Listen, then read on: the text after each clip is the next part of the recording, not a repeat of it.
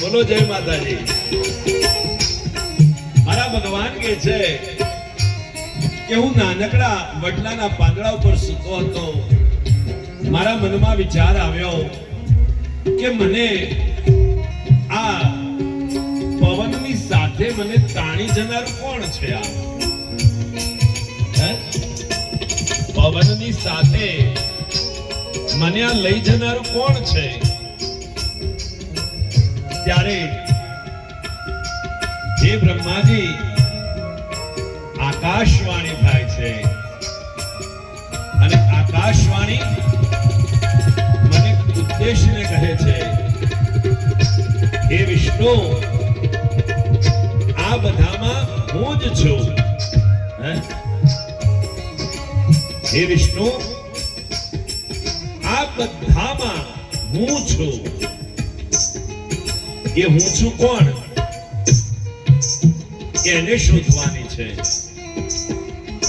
અમારા પરમ પૂજ્ય ગુરુદેવ રામ શર્મા આચાર્યજી કહેતા, હું કોણ? બસ આટલું જો મળી જાય ને તો આ જીવન ધન્ય થઈ જાય। આપણે ઘણું બધું શોધીએ છીએ, સારા કપડા શોધીએ, સારું બિયારણ શોધીએ, સારો દીકરો શોધીએ, સારી વહુ શોધીએ, પણ આપણી જાતને શોધતા નથી। હું કોણ? આ બોલનાર કોણ? આ બોલાવનાર કોણ? આ સાંભળનાર કોણ?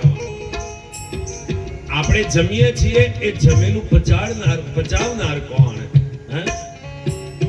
હે બ્રહ્માજી, એ માનું મેં તપ કર્યું।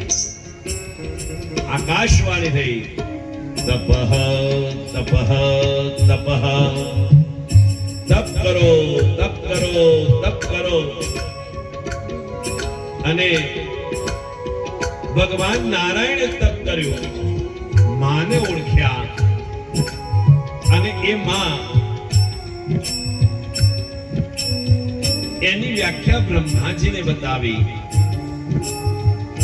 બ્રહ્માજીએ નારદજીને આપ્યું, નારદજીએ વેદ વ્યાસજીને આપ્યું, વેદ વ્યાસજીએ જન્મેજય રાજાને સંભળાવ્યું। એ વખતે શુદ્ધ પુરાણી ત્યાં હાજર હતા અને શુદ્ધ પુરાણીએ નૈમિષારણ્યમાં 88,000 ઋષિ મુનિઓને આ દેવી ભાગવત કથા આપી છે। દેવી ભાગવત જેમાં માં આદ્ય શક્તિના ગુણોનું વર્ણન છે, માં આદ્ય શક્તિની અનેક લીલાઓનું વર્ણન છે। અને એટલે જ આપણો વલ્લભ ભટ્ટ લખે છે, જય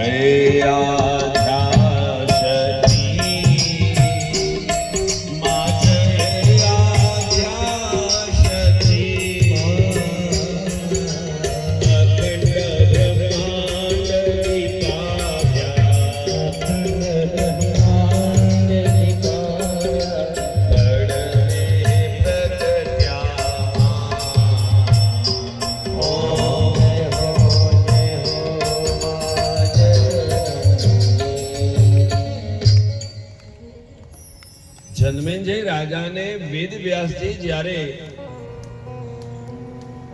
શ્રીમદ ભાગવતમાં 12 સ્કંદ છે, 350 અધ્યાય છે અને 18,000 શ્લોક છે। આ દેવી ભાગવતના પ્રથમ સ્કંદનો પહેલો અધ્યાય અને એનો પહેલો શ્લોક, પહેલો શ્લોક એક ગાયત્રી મંત્ર છે। વ્યાસજી મહારાજ શરૂઆત કરે છે, ઓમ સર્વ ચૈતન્ય રૂપા તામાધ્યામ દેવી ચ ધીમહિ बुद्धिं ज्ञानः प्रचोदयात्।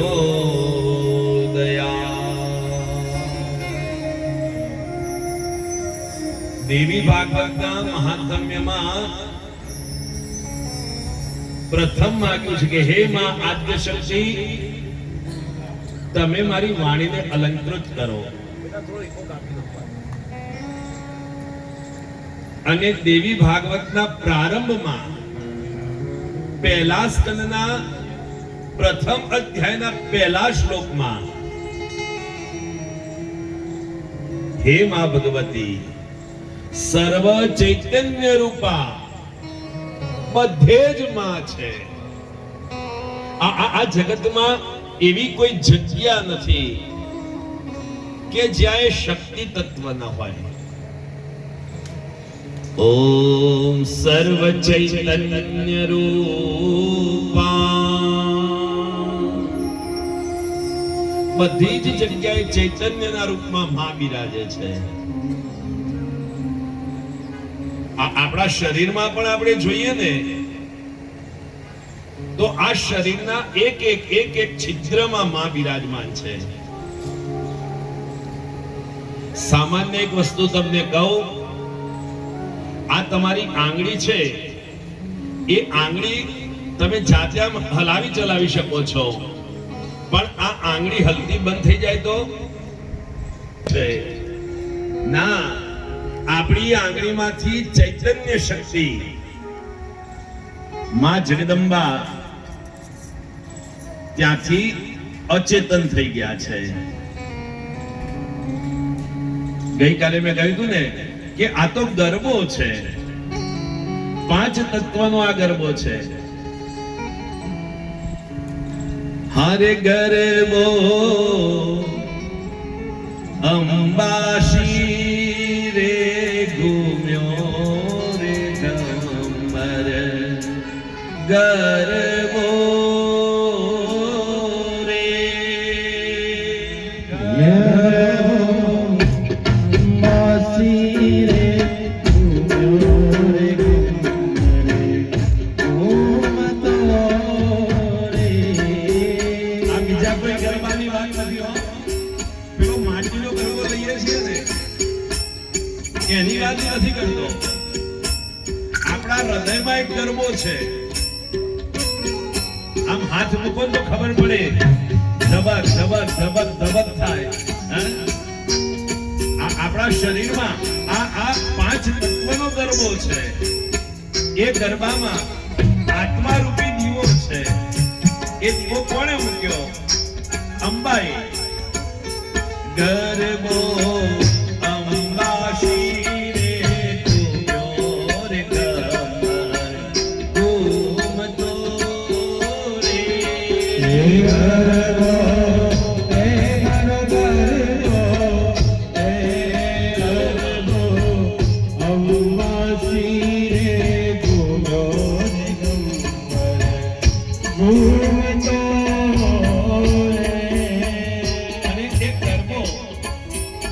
એને ભક્તિનો રંગ લાગે. ભક્તિનો રંગ કેવો છે? મહારાણા પ્રતાપને દેશભક્તિનો રંગ લાગ્યો હતો, ભગતસિંહને દેશભક્તિનો રંગ લાગ્યો હતો. એ ગરબાનો રંગ કેવો? તો કે છે કેસરીયો રંગ તને લાગ્યો અલગ ગરબા, કેસરીયો રંગ તને